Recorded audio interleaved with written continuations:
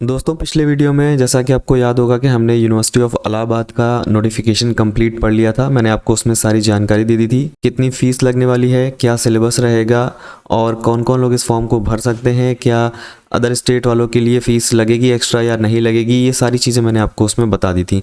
आज के इस वीडियो में हम बात करेंगे यूनिवर्सिटी ऑफ इलाहाबाद के पीएचडी एडमिशन के रजिस्ट्रेशन प्रोसेस और कंप्लीट एप्लीकेशन फॉर्म फिलिंग के बारे में।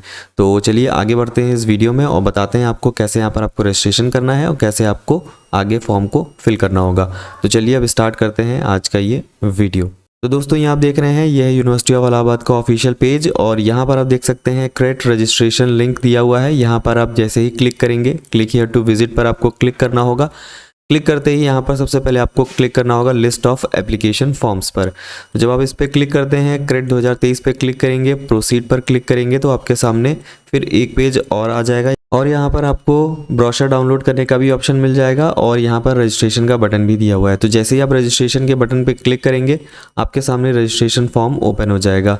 तो ये आप देख सकते हैं, बहुत बड़ा रजिस्ट्रेशन फॉर्म नहीं है, बहुत छोटा सा नॉर्मल सा रजिस्ट्रेशन फॉर्म है जिसमें एप्लीकेंट का नेम और यहाँ पर आप देखेंगे फिर फादर नेम, मदर नेम। इसके बाद आपसे पूछ रहा है कि ABC ID अगर आपके पास है तो आप उसको फिल कर सकते हैं, नहीं तो यहाँ पर कुछ भी फिल करने की ज़रूरत नहीं है क्योंकि ये मैंडेटरी नहीं है बिल्कुल भी। ठीक है, फिर nationality, mobile number, email ID 2 बार आप डालेंगे और जेंडर, डेट ऑफ बर्थ, ये सब सेलेक्ट करने के बाद आपको प्रोसीड टू एप्लीकेशन फॉर्म पर क्लिक कर देना है। जैसे ही आप इस पर क्लिक करेंगे आपके पास एक SMS आ जाएगा और मैं आपको बता दूं SMS आ जाएगा वही आपका मेन है, ज़रूरी नहीं है कि आपके पास मेल भी आए, क्योंकि बहुत सारे लोग इस चीज़ को लेकर के परेशान हो जाते हैं कि मेरे पास मेल नहीं आया रजिस्ट्रेशन का, मेरा रजिस्ट्रेशन हुआ है कि नहीं हुआ है। तो मैं आपको एक बात क्लियर कर दूं, सभी यूनिवर्सिटीज़ का अलग अलग सिस्टम है। कोई मेल और मैसेज दोनों भेजता है, कोई सिर्फ और सिर्फ मेल भेजता है और कोई यूनिवर्सिटी सिर्फ और सिर्फ SMS के थ्रू ही आपको इन्फॉर्मेशन करती है। ठीक है, तो इस चीज़ का आपको बहुत ध्यान रखना है। तो दोस्तों रजिस्ट्रेशन हमने ऑलरेडी किया हुआ है और यहाँ पर हम आगे बढ़ते हैं। रजिस्ट्रेशन प्रोसेस मैं कर चुका हूँ और मैंने लॉगिन भी कर लिया है। लॉगिन करने के लिए आपको क्या करना पड़ेगा मैं आपको एक बार फिर से बता देता हूँ। जब आप यहाँ पर इस पेज पर आएंगे जो कि मैंने आपको दिखाया, यहाँ पर आप देख सकते हैं लेफ्ट साइड में लॉगिन ID, यहाँ पर आपको लॉगिन ID डालनी होगी और पासवर्ड जो है वो आपकी डेट ऑफ बर्थ ही रहती है। जैसे कि आप मान लीजिए अगर आपकी डेट ऑफ बर्थ 26 अक्टूबर 2023 है तो आप डालेंगे 26102023। तो ये पासवर्ड आपको आपके SMS के थ्रू भी आ जाएगा, वो आप यहाँ पे डाल के लॉगिन करेंगे और लॉगिन करने के बाद मैं आपको दिखाता हूँ कौन सा पेज आएगा। ये आप देख सकते हैं, ये रजिस्ट्रेशन हमने किया हुआ है। इसके ऊपर आपको कुछ इन्फॉर्मेशन आपको फिल हुई मिलेगी जो कि आपकी पर्सनल इन्फॉर्मेशन होगी, इसलिए मैंने यहाँ पे इसको हाइड कर दिया है और बाकी इन्फॉर्मेशन आप नीचे देख सकते हैं। यहाँ पर आप अपना डोमिसाइल स्टेट सेलेक्ट करेंगे। अब यहाँ पर कुछ लोगों का ये डाउट है कि अगर वो अदर स्टेट से हैं तो क्या उनको जनरल वाली फ़ीस पे करनी होगी। नहीं, ऐसा बिल्कुल भी नहीं है। जैसे मान लीजिए मैं यहाँ पर हिमाचल प्रदेश सेलेक्ट कर लेता हूँ तो यहाँ पर आप देख सकते हैं कैटेगरी सेलेक्ट करने का ऑप्शन दे रहा है। अगर ये अदर स्टेट के लिए अगर सिर्फ जनरल वाली फ़ीस रखते तो यहाँ पर आपको सिर्फ और सिर्फ जनरल वाली फ़ीस ही शो करता, ठीक है, या जनरल कैटेगरी ही शो करता यहाँ पे। तो हम एक काम कर लेते हैं, यहाँ पर हम अदर स्टेट सेलेक्ट करके आगे फॉर्म को प्रोसीड करते हैं और देखते हैं कि लास्ट में हमें क्या फ़ीस शो करता है। ठीक है, तो यहाँ पर फिलहाल मैं सेलेक्ट कर लेता हूँ उत्तराखंड। ठीक है, और कैटेगरी हम सेलेक्ट कर लेते हैं कोई अदर, जिससे कि बाकी लोगों को भी क्लियर हो जाए, क्योंकि जनरल वालों के लिए तो बिल्कुल क्लियर है। ठीक है, तो यहाँ पर मान लीजिए हम कैटेगरी सेलेक्ट कर लेते हैं SC कैटेगरी।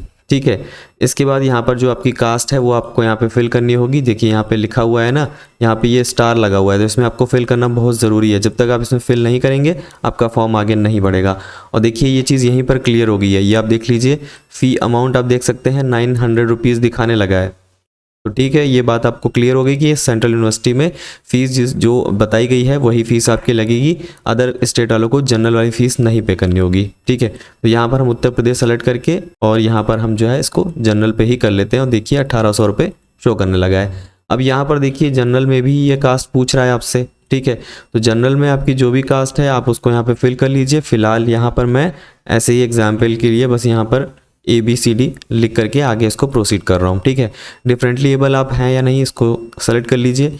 इसके बाद ये जितनी इन्फॉर्मेशन है उसको आपको यस नो करना है। आधार कार्ड नंबर देना चाहें तो दे सकते हैं, नहीं तो इसको देने की ज़रूरत भी नहीं है। ओके, पेरेंट्स की एनुअल इनकम है जो भी है उसको सेलेक्ट कर लीजिए। ठीक है, माइनॉरिटी में है आप या नहीं है तो यस नो और अदर का ऑप्शन है और यहाँ पर मोस्टली यहाँ पर ऑप्शन आप खुद से जो है वो सेलेक्ट कर सकते हैं। हॉस्टल आपको चाहिए या नहीं चाहिए वो आप यहाँ पे सेलेक्ट करेंगे, और यहाँ पर कोई पेंडिंग केस आपके खिलाफ है तो यहाँ पर यस नो जो भी है वो आप यहाँ पे सेलेक्ट करेंगे। फिर आपको करना होगा नेक्स्ट। अब देखिए नेक्स्ट करने के बाद आपके सामने आ जाएगा एड्रेस का ऑप्शन। तो यहाँ पर आपको सिर्फ और सिर्फ एड्रेस एंटर करना है, ठीक है। और आपका एड्रेस अगर सेम एज परमानेंट है तो इस पर आपको चेक कर देना है, दोनों में सेम एड्रेस फिल हो जाएगा।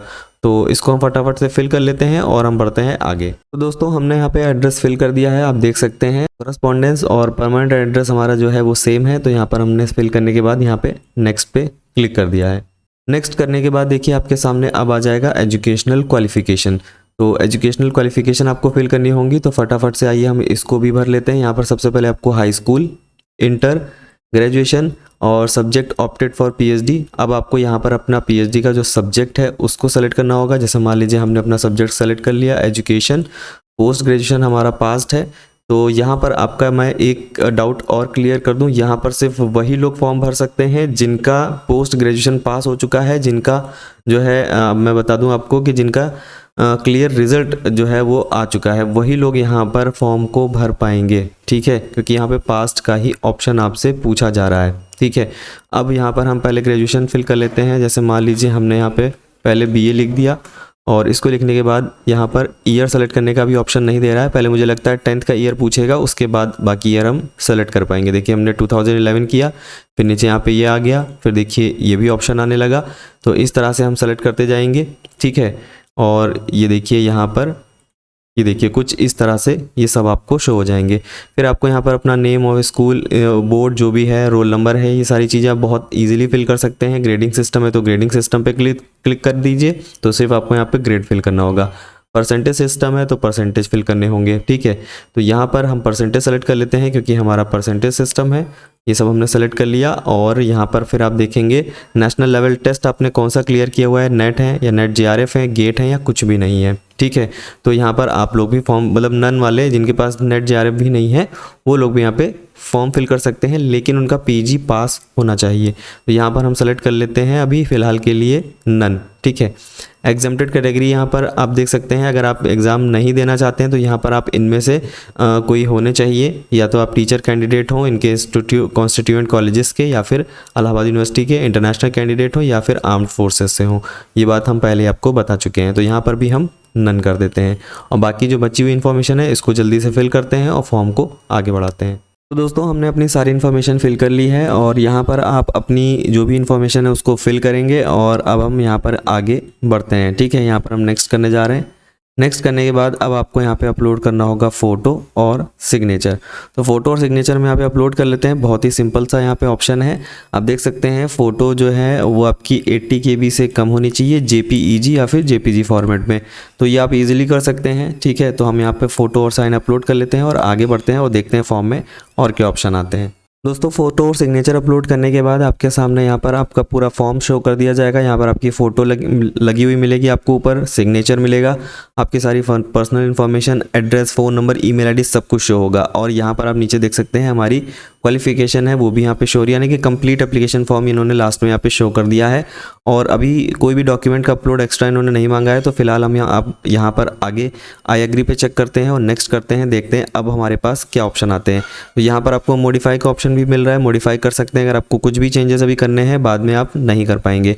तो यहाँ पर हम करते हैं नेक्स्ट। नेक्स्ट करने के बाद देखिए डायरेक्ट यहाँ पर आपसे ऑनलाइन पेमेंट का ऑप्शन मांगा जा रहा है, तो यहाँ पे नेक्स्ट कर लेते हैं। फिर आपके सामने देखिए ऑप्शन आएंगे, ये ऑर्डर नंबर हमारे सामने आ गया है, एक्चुअल फीस यहाँ पे शो कर रहा है और पे ऑनलाइन का ऑप्शन आ रहा है। तो यहाँ पर दोस्तों आपको कोई भी डॉक्यूमेंट नहीं अपलोड करना है, इसका मतलब है सिर्फ और सिर्फ फोटो और सिग्नेचर, और बाकी आपकी जो भी इन्फॉर्मेशन है बस आपको वही फिल करनी है। सिंपल, बिल्कुल UGC नेट के जैसा इन्होंने पैटर्न बनाया है फॉर्म का इस बार, यानी कि कोई भी एक्स्ट्रा आपसे डॉक्यूमेंट नहीं मांगा जा रहा है। तो ये देख सकते हैं आपके पास कौन कौन से ऑप्शन है पेमेंट के लिए। यहाँ पर credit card, debit card, net banking, और यहाँ पर वॉलेट से भी पेमेंट कर सकते हैं, UPI कर सकते हैं, ठीक है। ये सारे ऑप्शन आपके पास अवेलेबल हैं और कोई भी एक्स्ट्रा चार्ज भी नहीं लग रहा है। जो फीस है टोटल वही फीस लगेगी, यानी कि 1800 रुपये और 900 रुपये। कोई भी यहाँ पर कोई एक्स्ट्रा सरचार्ज वगैरह भी नहीं लिया जा रहा है। तो आई होप आपको ये सारी जानकारी बिल्कुल अच्छे से समझ में आ गई होगी। जो भी लोग इंटरेस्टेड हैं एप्लीकेशन के लिए, अच्छे से एप्लीकेशन करिएगा, कोई भी गलती मत करिएगा फॉर्म में, नहीं तो आपके लिए प्रॉब्लम हो जाएगी। तो आई होप आपको वीडियो अच्छा लगा होगा। वीडियो अच्छा लगा हो तो वीडियो को लाइक करें, चैनल को सब्सक्राइब करें इसी तरह की regular teaching, non teaching vacancy और PhD एडमिशन्स के लिए। मिलते हैं किसी अगले वीडियो में, तब तक के लिए टेक केयर एंड जय हिंद।